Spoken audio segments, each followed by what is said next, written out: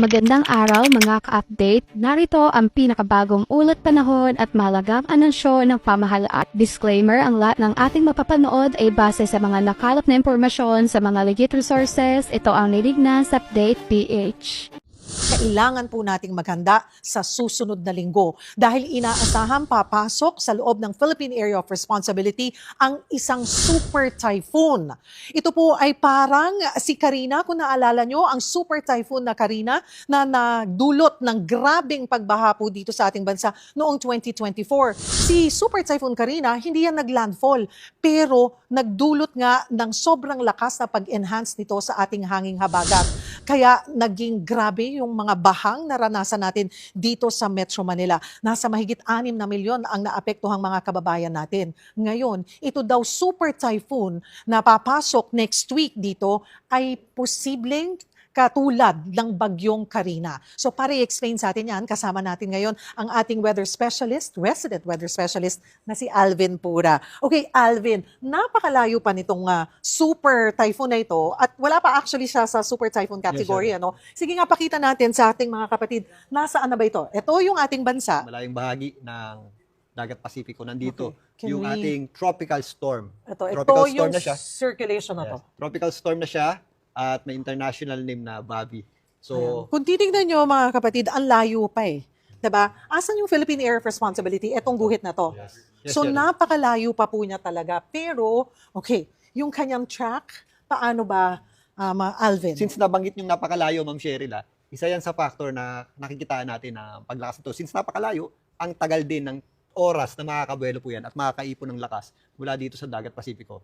Conducive o pabor sa paglakas ng bagyo yung ating condition sa ngayon. Mainit ang sea surface temperature, mahina yung vertical wind shear.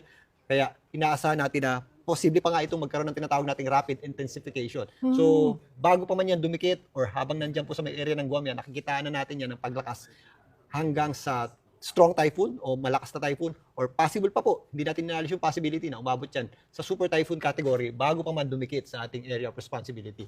Itong tropical storm Bobby. Okay. So, kailan tayo kailangan mararamdaman or lalapit ito? Sabi mo nga, papasok yan ng loob ng Philippine Area of Responsibility by when next week? So nakikita natin na ito ay kikilos generally west-northwestward, so bahagyang West, pakaliwa, northwest, pag ganun. paahon.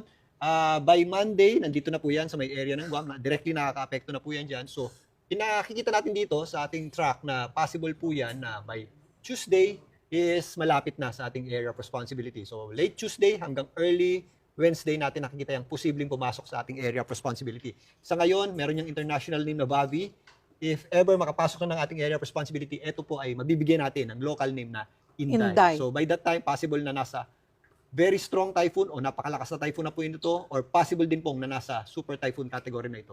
So, Alvin, kailan natin masisimulang maramdaman yung epekto nitong super typhoon? So sa ngayon, Cheryl, hindi naman natin ito nakikitang mag-landfall pero medyo malawak yung kanyang circulation. So most probably, kahit umakyat po yan, mararamdaman po ang epekto niyan dito sa Northern Luzon at extreme Northern Luzon. Pero kung mapapansin mo, Cheryl, meron tayong inflow ng hangin dito, itong mga kulay purple at may kalakasan po yan.